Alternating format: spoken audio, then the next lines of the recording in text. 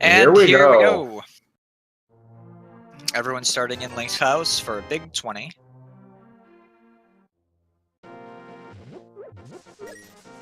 And looks like they're all going to be taking a trip to Uncle Cave too. Now, from what I've seen from BigDunka, I think he might be going south to Kakariko to get those bomb drops south of the Grove. I've always seen him kind of take that route, so that's something we could probably see. Both of our right runners completely skipping the tree pole, which is fair since it's just magic, but if they get a good magic requirement at the beginning, that could bite them. Yeah, and they get the shovel in the Uncle Cave, which might actually make that southern route a little more inviting, and also get the blue mail as well. Yep, and so this is going to be slightly safer than normal. And is it really a fetch quest if you get it this early? It's not really out of the way. Not You're not going really. to be doing anything that you haven't already been doing to get this fetch quest. And wow, everyone actually skipping on that for right now, which I guess it's fair. You'll still be close to that area anyway if you take that route, but I'm just surprised to see Duncan do that, because I always see him do the bomb in the Grove check, whenever I've watched him anyway. I think that probably had something to do with how earlier logics, there just was not a lot of 300 rupees, so it made a lot more sense to go bomb digging in those bushes right below the dig. Okay. Well, we do get bombs from the bush crab, so that's one good thing. And you only really need 3 bombs to get through Kakariko. That's true. Ooh. See that bow in the forest right there? That is a very early bow, which is going to probably mean that we're going to see some dark Eastern Palace action going on. That's exactly what I was thinking. Unfortunately, they also need a big key, though, in order to get through Eastern Palace. Gotta start thinking about those Keysanity requirements. But that's all they need, because there are no small key requirements for Eastern Palace. Mm-hmm.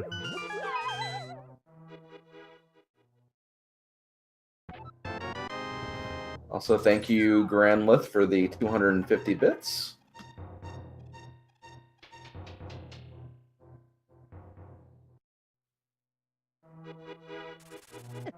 But all of these runners making it easy on us by all following exactly the same route.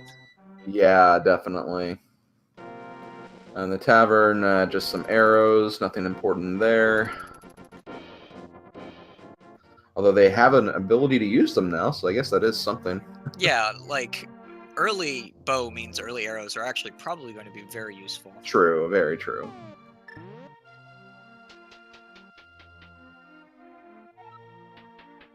And LavanFirestorm being very smart with having only 1 bomb and using it to open the bomb hut. Yeah, that is a very good decision. Okay, we have a map to Turtle Rock. A lot of money, and a little more money.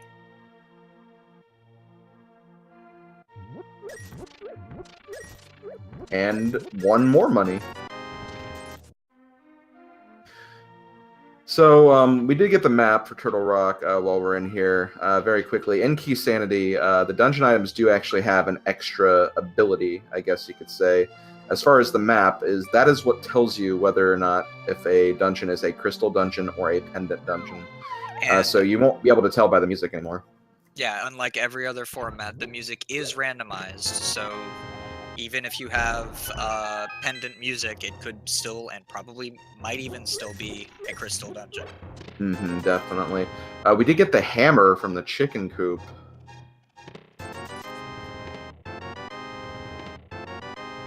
And the flute from the well as well. This is a nice seed. Well, with items, not with keys. We've gotten a total of 1 key so far, it looks like. And it's the Misery Mire key, which won't be that helpful. Mirror on the bottle vendor. These are great items to get, which, well, for overworld completion. At the very least.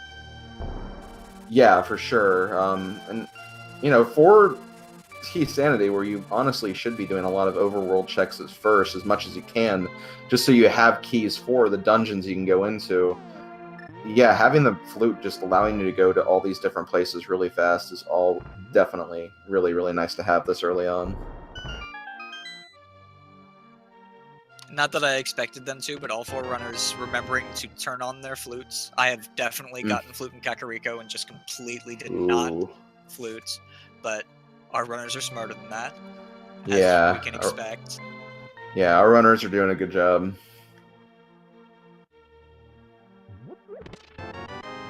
And it looks like we're about to be out of Kakariko with BigDunka, and we already are with LavanFirestorm.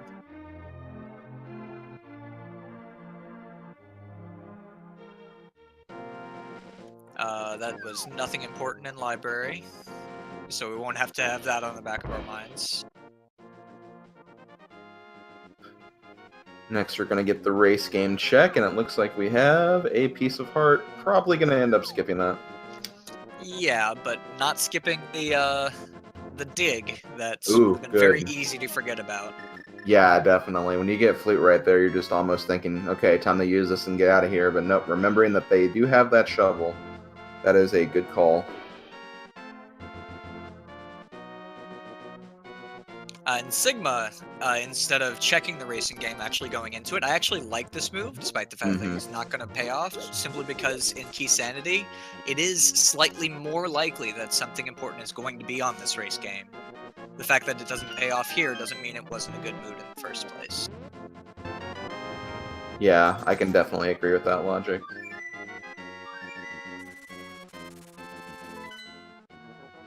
Okay, so Lavan did get the compass here. BigDunka going to Death Mountain.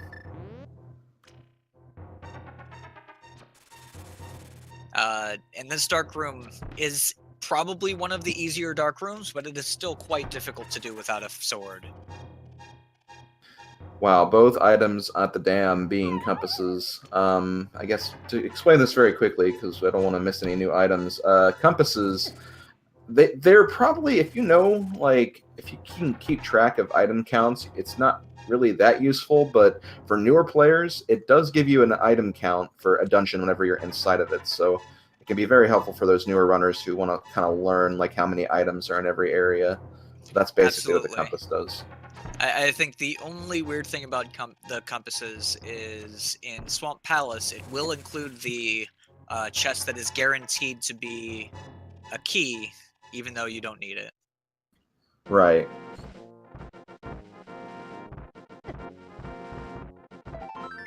And I'm seeing from chat someone saying that LavanFirestorm skipped Blind Hut in Kakariko, which he definitely did, because there was a full heart in Blind's Hut.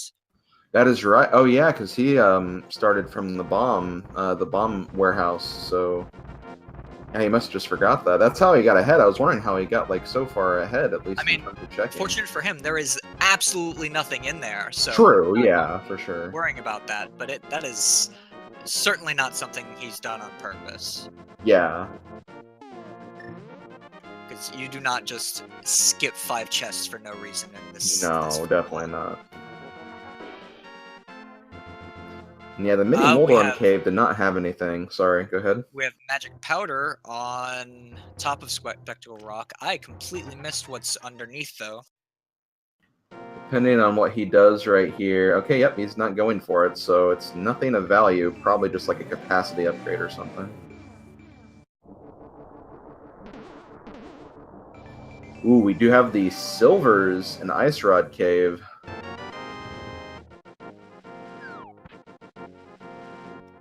And with hammer and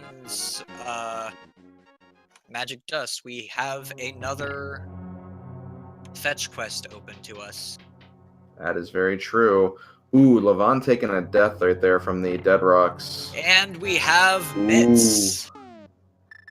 We are 1 item away from Dark World access.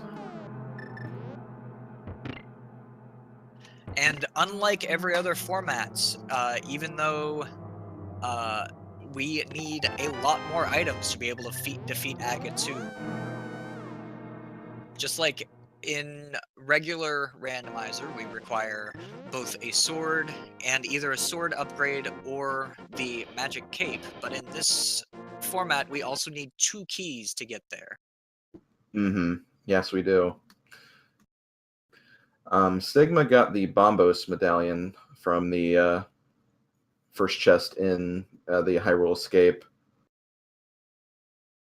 I'm getting a freeze here. Yes, I am getting that too. Just a moment, chat. We'll figure out what's going on and get this back working for you. So it looks like BigDunka is going to east side Death Mountain, which I think sounds like a really good idea, especially if, since there are 9 chests over there right now for him. That sounds about right. Actually, just 8. Oh, he can check a location, but he won't be able to Yes, actually yeah, get he it. can check a location. Which, yeah, it's definitely a good play. Usually when you get Flute and Mirror early, and a Hammer for that matter, yeah, Death Mountain does seem like a very good play, so I can definitely understand that.